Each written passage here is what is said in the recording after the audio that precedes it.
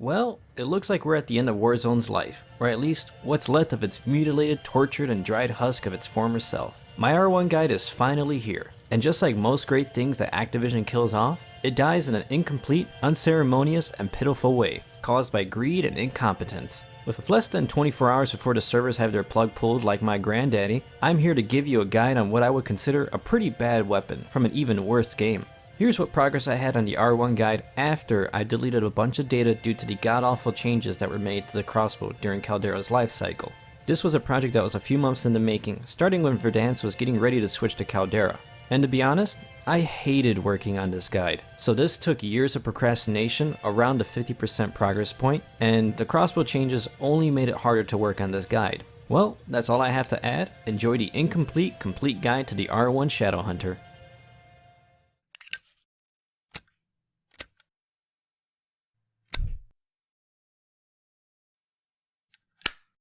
Hey everyone, it's good to finally release another guide video. I just want to apologize for how long this one took to make, and I want to release a small disclaimer before the video. Warzone was in a really bad state for quite some time, so not only did I stop playing, but I wanted to make sure all my data would be unchanged and bug free at the time of releasing this video. Well, it turns out most of these R1 bugs are still in the game, so I'll mention them where they appear and what they may affect. But until then, let's start over with the usual introduction. Hello, I'm RP Spartan, and welcome to my R1 Shadowhunter guide. Here we'll cover a variety of things in regards to the R1, such as its overall basic stats, a brief overview on its velocity, its accuracy in depth, zeros with different sights, stealth potential, and lastly, how to unlock this in Warzone only, because unlocking this thing was absolutely painful. Be sure to check the description for timestamps, and if there are any changes, I'll include them in a pinned comment. Before we start on the stats, in order to unlock the R1, you need to get 3 one-shot, one-kill medals in a single match 15 times. There used to be a bug that would not allow you to unlock it even at 15 out of 15, but it appears to be fixed now. In Cold War, this is a pretty easy and straightforward challenge. However, in Warzone, it is a painfully slow grind, and I'll explain more in detail towards the end of the video when we get to that section. But for now, let's move on to the basic stats. Starting with the stat everyone wants to know, damage.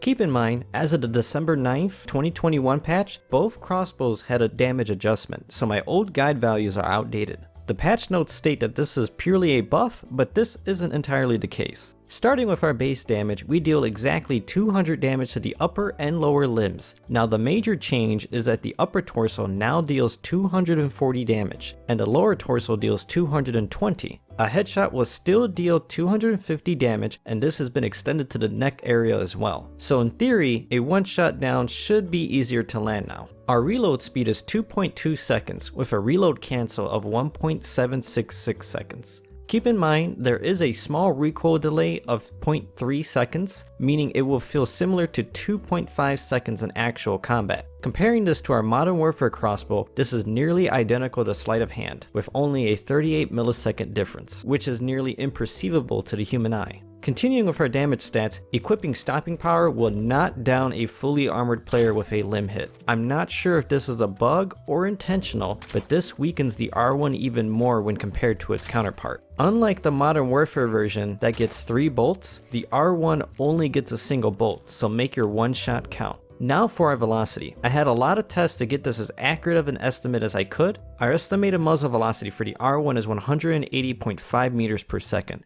This is higher than our Modern Warfare counterpart, which is roughly 105 meters per second without attachments, and roughly 120 meters per second with certain attachments. Now I want to mention here, I cut out a huge section talking about the bullet drag mechanics I tested with both crossbows, but it got so complex, I decided to cut that from the guide. My testing on this was inconclusive at the time and requires more data, so if I continue gathering data, I may cover this in a future video with the Modern Warfare crossbow. That's it for this section, so let's move on.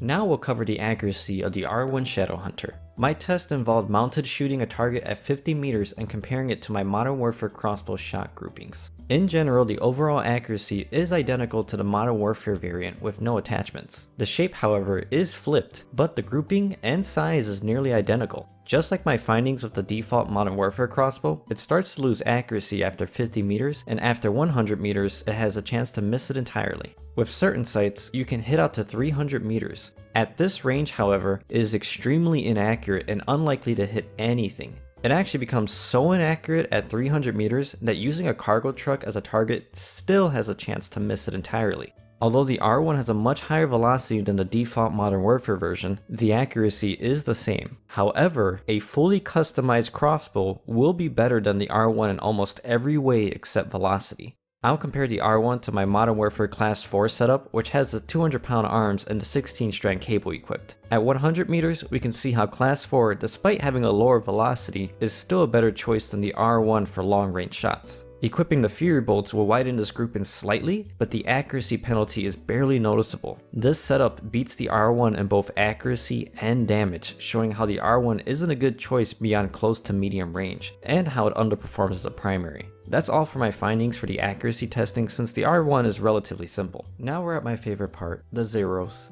Due to the R1 having no other attachments, our zeros are consistent across all optics, although some optics do have advantages over others due to the various shapes. Across all these optics, the center is always zeroed to 30 meters exactly. This means if you aim at a target's head roughly 10 to 15 meters, you will shoot higher than your center, but at 30 meters, you will shoot dead center.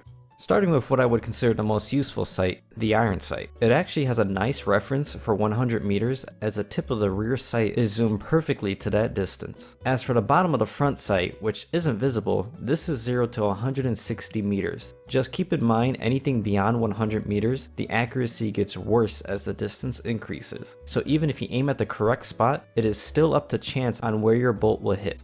Next is our Hawksmoor 1.37 times sight. Its rectangular shape gives us a small sight window, but we can still use this. Similar to the iron sight, the bottom of the sight is 0 to 165 meters, and unlike the iron sight, your target will be visible at this range. The halfway zero appears to be 85 meters. At the time of originally recording, the Microflex LED optic was bugged and could not be equipped. Since the Caldera update, this has been fixed. The Microflex LED is actually the best long-range sight with the longest visible zero and a very good zoom. The advantage this optic has is the zoom actually allows you to see your targets better at longer range while still having enough visibility to reach out to 360 meters at the bottom of the sight. Also, the halfway point is around 200 meters, but again, good luck hitting anything at this range.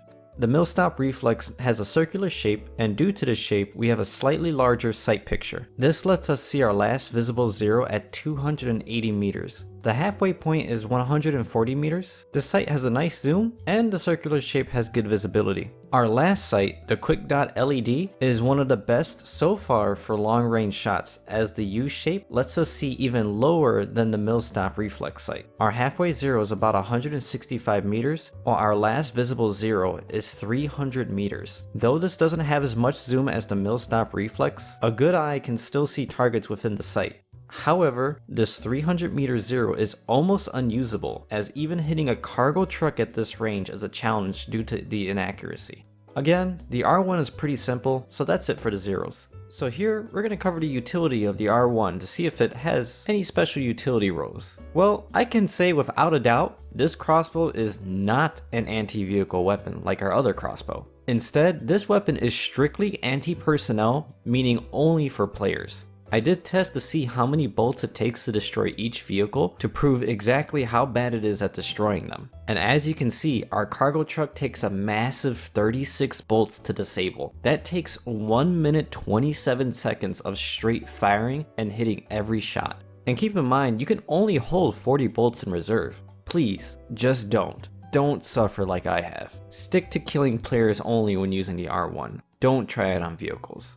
I also did not test this on kill streaks, as the match would end before I can finish shooting down the plunder attack chopper. And yup, it was that bad. But now I need to mention the ammo bug that occurs when you carry both crossbows. One of the strengths of both crossbows is the fact that you can retrieve your bolts, potentially giving you unlimited ammo for the basic bolt. There's a bug or game logic that prioritizes the Modern Warfare variant over the R1 ammo pool. This means if you shoot 5 R1 bolts and pick them up while having the Modern Warfare crossbow, your Modern Warfare crossbow will have 5 more bolts, but your R1 will not. This is not just a visual bug, as the game will treat your R1 as having no ammo and force switch your weapon if you try to shoot. However, if you were to switch to your Modern Warfare crossbow, you would also see that you have your reserve ammo, despite the game saying that you do not. This bug has been in the game since the R1 was unreleased and I got it early, and it still has not been addressed or fixed, so I don't know when this will be fixed. And as we all know, Warzone is completely on top of fixing their bugs as soon as possible. But a quick workaround or fix to the bug, simply drop the Modern Warfare crossbow and your R1 Shadowhunter ammo will reset to the correct value. Then picking back your old crossbow up, you will have reset the two values to back to what they're supposed to be. Keep in mind, this will only apply to double crossbow users and not people just using one crossbow, as in carrying a Modern Warfare crossbow and a Cold War crossbow. If the R1 should have any strong trait, it should be in stealth. Like our previous tracer and sound test, I have my teammates shoot several shots over various distances, and we'll compare our findings to our previous test of the Modern Warfare counterpart. As before with our other sound test and my other guide, I'll graph the highest log of power to give us a visual representation of the sound's power. To get the most out of these results, I'd highly recommend listening with headphones and to keep the pitch in mind. These highs and lows of the sound are more important than relying solely on the graph, and after our R1 results, I'll compare both crossbows.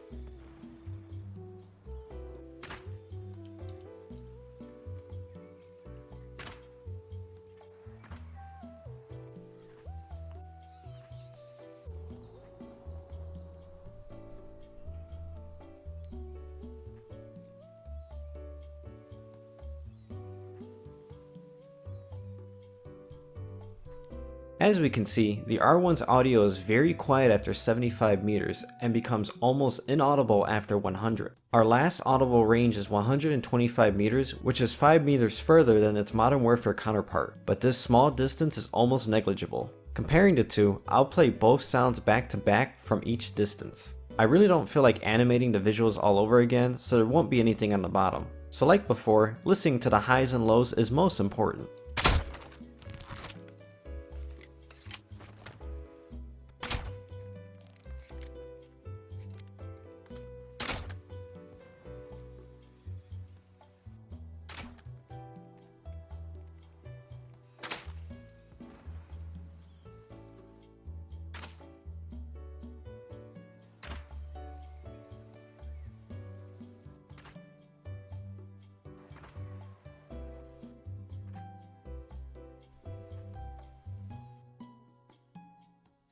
Our results show they both have a similar amount of power in the audio, but are slightly different pitches. The R1 has a slightly higher pitched sound, while the Modern Warfare variant has a slightly lower sound. At range, these two are hardly different, and both are excellent choices for stealth.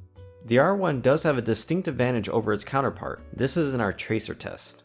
After testing this over and over, I can say for 100% certainty, the R1 Shadowhunter has no visible tracer. Even weirder, while looking through my footage frame by frame, I couldn't find a bolt flying in mid-air either. As we can see during the slowed down footage, there is no white trail or visible bolt during the shot. The bolt landing is the only thing seen. I even stood at a distance to check and looked over the shoulder of my teammate. Nothing.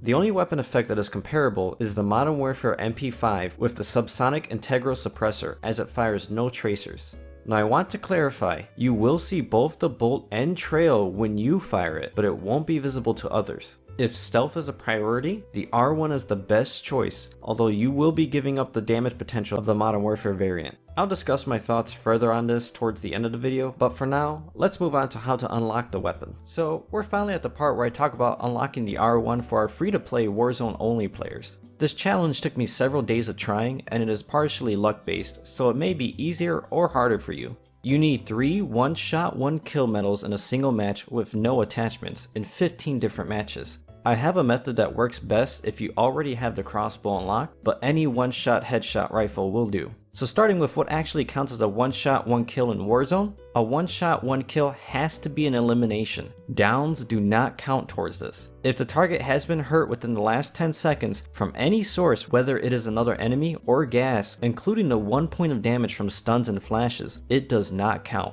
The target must outright die from a single shot, which is why I suggest the Modern Warfare crossbow is best suited, as it deals 200 damage anywhere, which can kill a two-plated player, perfect for fresh plunder spawns. Another thing to note is some content creators recommend using rockets, which do count. However, they only give the medal if the rocket is a direct impact, meaning the rocket has to actually hit the player and not explode at their feet. Again, sniping is the safest method, but if you're not good at landing consistent headshots, the fastest way is with the Modern Warfare crossbow. Now that we covered what counts as a one-shot, one-kill medal, let's walk through the strategy I use to get this done as easily as possible. First, make sure your crossbow has no attachments. Then, equip stopping power as your field upgrade. This is very important as it will give you 3 bolts that will one-hit down anywhere, even with 3 plates. If it is a solo, it will be an outright kill. With sniper rifles, I believe you need to hit the chest on an unarmored enemy to down. So what happens if you hit them and they die? Well, simple. Do that 2 more times and finish the match. However, if you shoot a player and he goes down instead, do not kill them, with self-revive being the exception. Use the player as bait and wait for their teammate to come. Shoot them next. If that person goes down, wait for their third and repeat. If you're really unlucky, then you have to wait for their 4th member to come. After all of this work, this should get you exactly one shot, one kill medal, since the last player should die outright. 2 more medals to go. So as you can see, it's best to look for solo players and fight them instead. Another thing for our sniper players, just in case this happens, if you get a hit marker and it breaks armor, do not shoot them again. Wait 10 seconds for their health to regenerate and try again. Hopefully they won't have another plate, and in shooting them it will outright kill them without armor. If you think you got all 3 medals for the match, you can check to see if your progress increased by highlighting the locked R1 in the switch weapon menu under marksman rifles. Does this sound like a hassle? Does it feel like Activision is strong-arming you into buying Cold War so you can unlock this easily? I'm sure that's just a coincidence. In my opinion, the grind doesn't seem really worth it, but for those completionists out there, I'll warn you now, unlocking this won't be easy unless you own Cold War multiplayer. My other suggestion would simply be to wait for a Rumble or another similar playlist where you don't get downs but outright kills instead. Finally, I can wrap this guide up and give my final opinions on the R1 Shadowhunter. After all the testing, looking at the stats, and the feel of the weapon, do I think this is a good primary weapon? No, I do not. At least, not as a primary. I think this weapon would be much better suited as a secondary.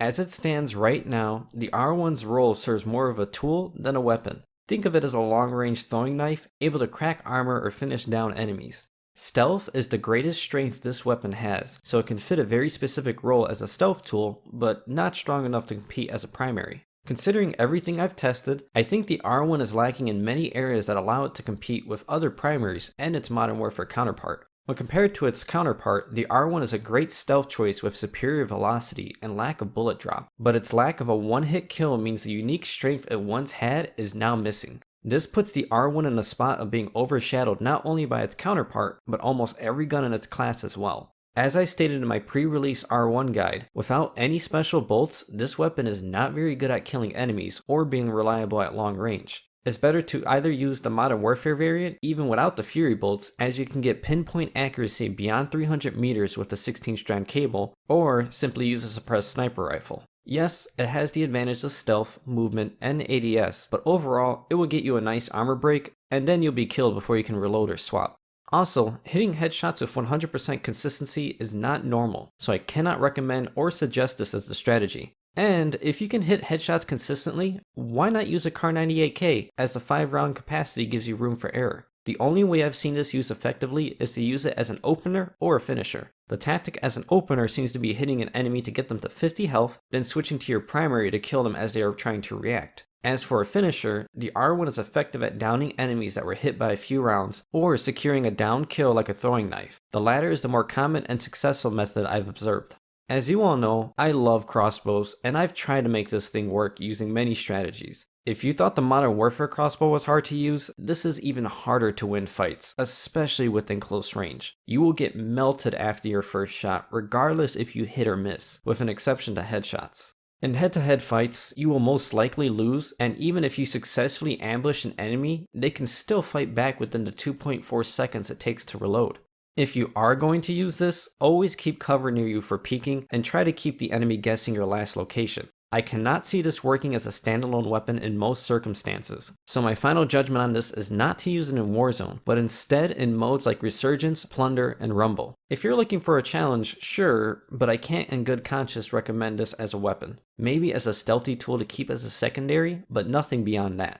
Personally, I give it a hard pass. The ballistic knife actually does a better job in most circumstances, but that's for another video. That's all for my R1 guide, and if you made it this far, consider subscribing here as I YouTube stream Warzone every Monday, and follow me on Twitch where I stream almost every day except Monday. I use almost exclusively crossbows, bows, and other weird weapons that are far from meta to make those rose skins rage quit. I'm currently working on 4 more Warzone guide videos, those being the Strela P, the ballistic knife, the combat bow, and lastly, an update video for the Modern Warfare crossbow. After that, I'll be releasing Apex and Hunt Showdown guides, so expect those in the future somewhere.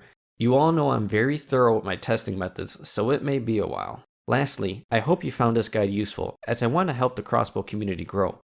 This is RP Spartan, and happy hunting out there.